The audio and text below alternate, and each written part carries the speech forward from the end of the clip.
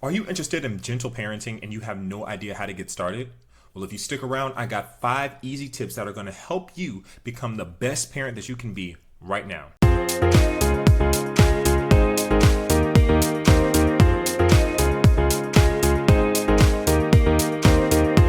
Hi, my name is Gabriel, also known as the Indomitable Black Man. If this is your first time here, welcome. I have about 10 years of experience working in the field of applied behavioral analysis as a registered behavioral technician. I also work in the public school system as an ESC support facilitator, or special education as you may know it fondly. Over the years, it has been my job to understand how children think, how they move, how they operate, in efforts to give adults who take care of those kids all the information necessary to work with that child specifically.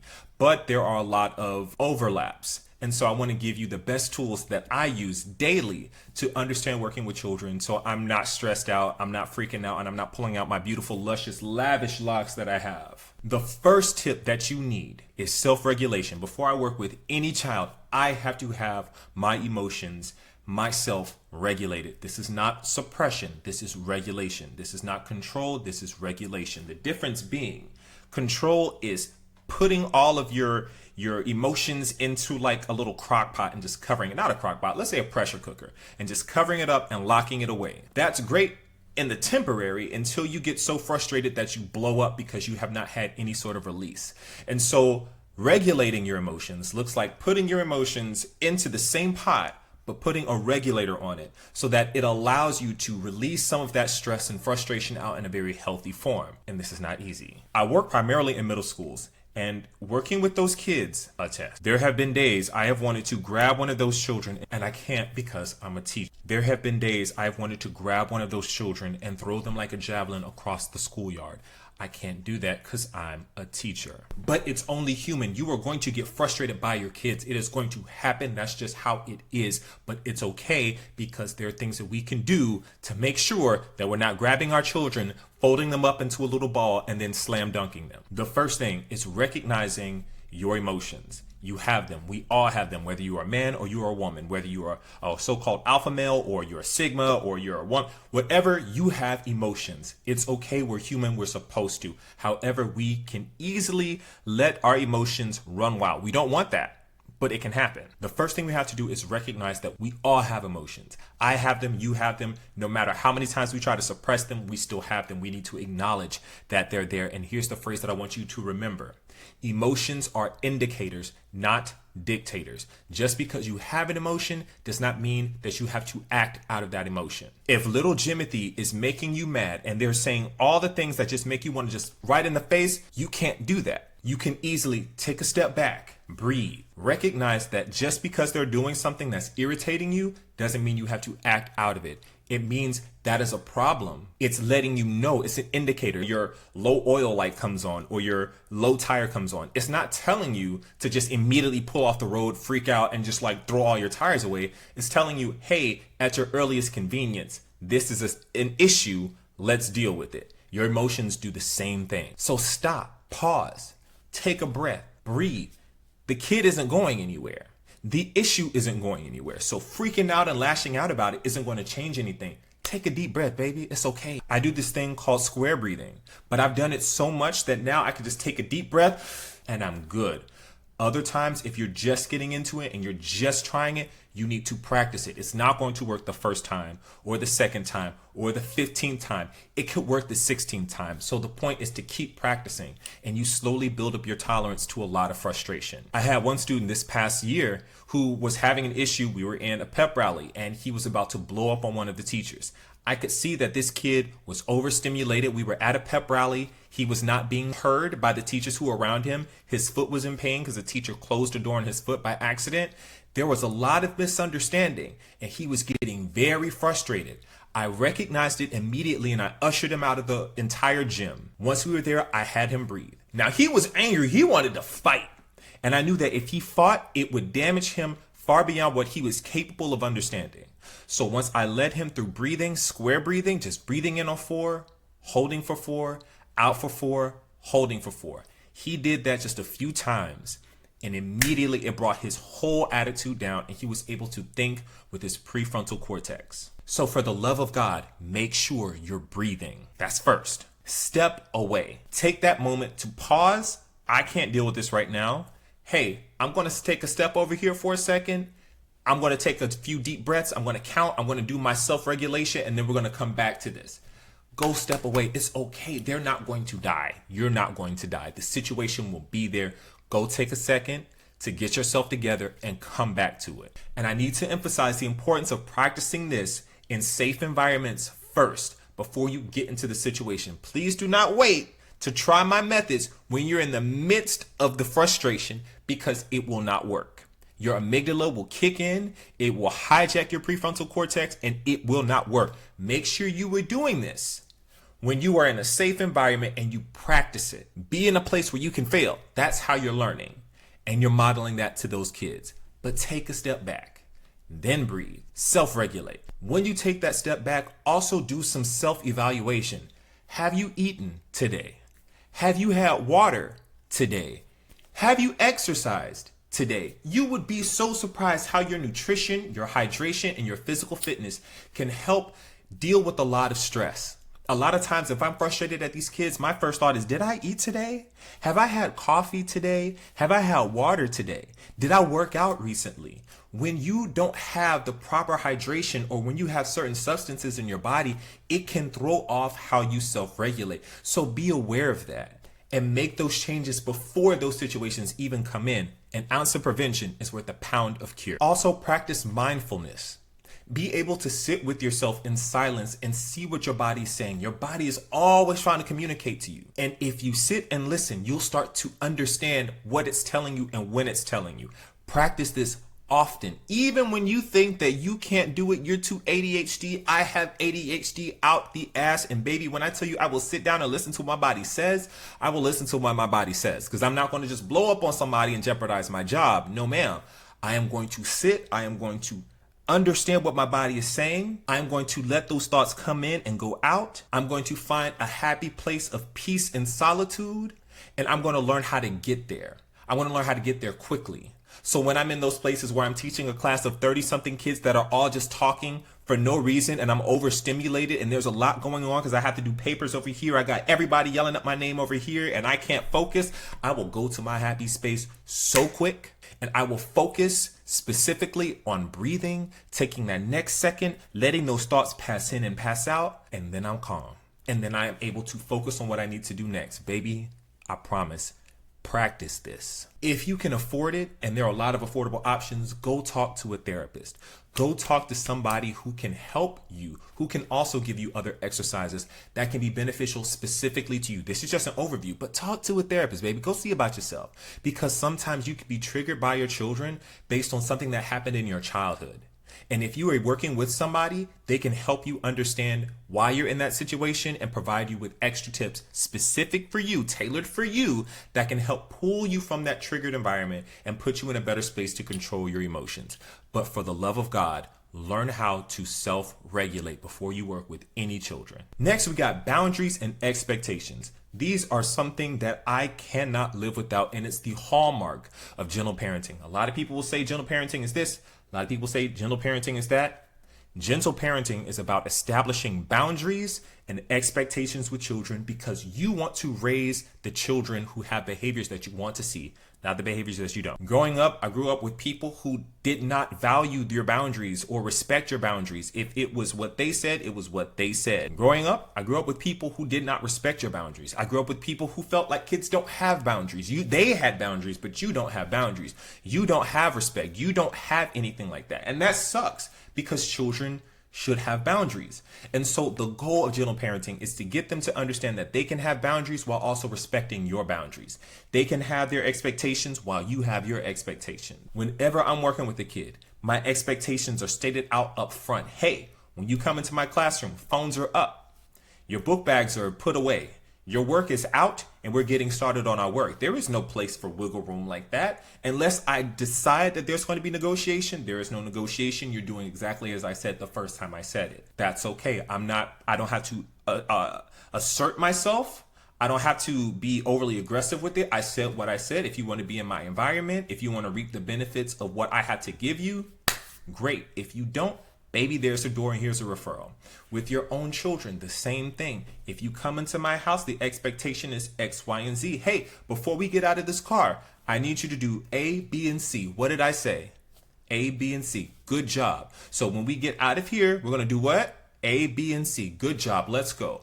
Anytime they deviate from that, you can just bring them back to, what did I say we were going to do? A, B, and C. Okay, what are we doing? Are we doing A, B, and C? No? Okay, well, let's go do A, B, and C. Flat, just like that. Now, when you have these boundaries, when you establish these expectations, you need to also be putting a consequence to that expectation or that boundary. If you do this, your consequence is this, and this does not have to be bad. Let me emphasize that again. Let's remove the concept of consequences always being bad. A consequence is just anything that is the result or follows a behavior. So if I say, hey, if you finish your work, then you can get this, whatever that this is a consequence of you doing your homework.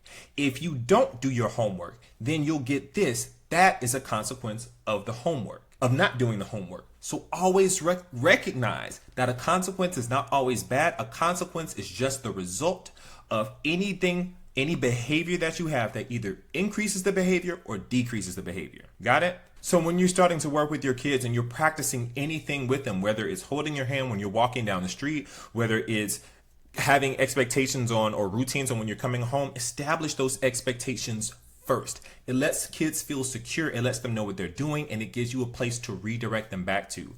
And it also lets them understand how to respect other people's boundaries. Hey, I don't like it when you stand so close to me. Can we back up a few feet? Hey, I don't like it when you talk to me this way because I don't talk to you that way. What's another way you can talk to me?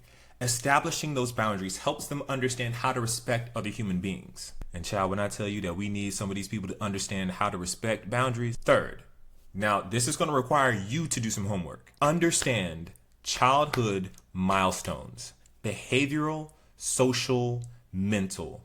You need to understand how children think. They are growing up, and every developmental stage has a certain milestone. Now, it's not always black and white. Like as soon as they turn 18 months, they're not going to be able to, start speaking, certain language. No, it can be gray areas. Some people can get there sooner than others based on a lot of environmental or genetic factors or cognitive factors. But what you need to understand is that some behaviors that we get so bent out of shape for are developmentally appropriate. For instance, children the ages of like 1.5 up to about 6 are going to tantrum. They're going to have meltdowns. That's age appropriate. That's what they do. And that's for a number of reasons. They can be confused. They can have an emotional outburst. They have a problem with communicating effectively. They may not feel like they want to just do something. They don't have the means to communicate in a way that we can. And they have a lot going on in their brain. And they can be very overstimulated or just upset about something. And until they learn how to communicate effectively and self-regulate, they're going to have meltdowns and tantrums. That's just what it is. If you can understand that, then you can make grace for the fact that they are learning, and you can help them learn and get through that process. If you don't understand that, when they do it, you're going to be upset, you're going to get dysregulated, and it's only going to add fuel to a fire that's already there. My inbox will be flooded of people asking me about what do I do about my child who's always lying. Baby, listen. Lying is age appropriate. It's human. It's social, it's developmentally appropriate. Let me explain why. When a child is lying, they're actually getting to the point where they can understand that what they say can also impact the perception of somebody else. So they are recognizing that they can manipulate reality or manipulate a person's perception of reality. That is age appropriate. That's actually where you can start to teach compassion, but also recognize that there are things that are socially acceptable to lie about.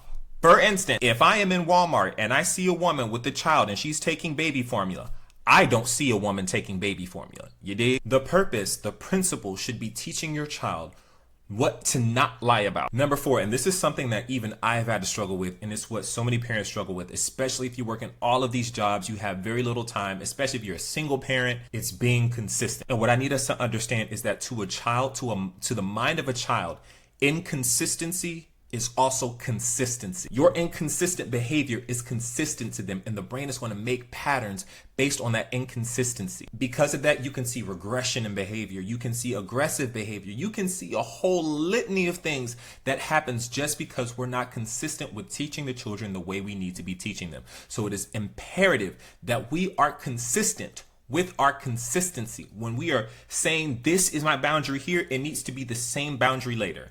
If you're saying that this is your expectation here, it needs to be the same expectation anytime you go there. They need to understand that there are boundaries and there are expectations, and it's going to be consistent no matter what, especially with the consequences. My students know that they can come to me about anything. My kids know that they can come to me about anything. Anytime there is something, they know they can come to me. I'm a safe space because I am consistent in making sure that they feel valued and safe in my presence, that I'm not going to do anything to harm them. I'm only going to do things to help them. That is because I am consistent. They also know that they can't get away with certain things with me. They know that they're not going to be able to come to my class and just not do something that I ask. I'm consistent with what I say. Sometimes they try me, and that's when they get consequences.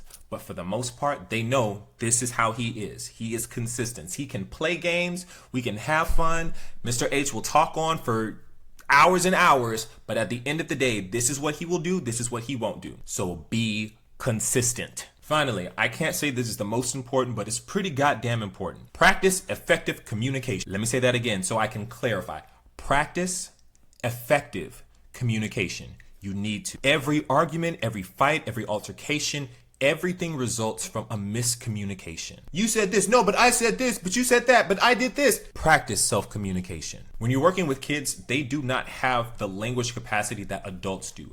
And so for a lot of things, they may not have the ability to say exactly what they feel, exactly what they want, or what they're going through. So it's important for an adult to be able to start teaching a child how to understand by either giving them words, asking questions, clarifying, asking clarifying questions so that you can gain understanding over what they're saying. By doing that, you're helping them, 1, increase their vocabulary, 2, identify what's going on more accurately, and 3, giving them the tools necessary to explain that to other people so they can get help for the things that they need. I was depressed my entire high school career and did not realize it and did not know how to express that. So I'm failing my classes.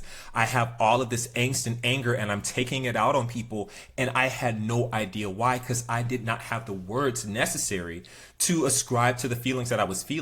It wasn't until I was an adult and I started to actually study this that I was like, holy crap, I was depressed AF. That makes a lot of sense. So it wasn't that I was just failing because I was lazy. I was failing because I was depressed as hell. Learn what your children are trying to say and recognize that effective communication is not a two-way street. It is a four-way street. There is how you understand information, how you give information, how the other person receives information, and how they give information. And as a parent, as a child care worker, your job is to make sure that you understand the way they both receive information and how they give information.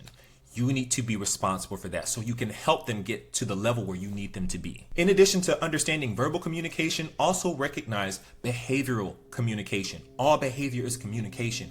If little Jimmy has been quiet and hasn't really done anything the entire school year, and all of a sudden he gets a chair and busts somebody across the head like he's in WWE, maybe that's indicating that there is a problem that you need to look into. If little Susie is out here and she's been this, cute, dainty little child, and now all of a sudden she's, jumping off of tables and drop kicking people in the throat, maybe there's something you should look into. If little Miguel is talking back all of a sudden, and that's something new, you should probably find out why that's happening. But all of it still centers around, what is this child trying to communicate to me, and how can I direct them to communicating that information to me in a more effective way that I can be able to understand them and help them as well. All of these skills that I'm talking about is to not just benefit your child while they're living in your house, but to also benefit them when they get out into the real world.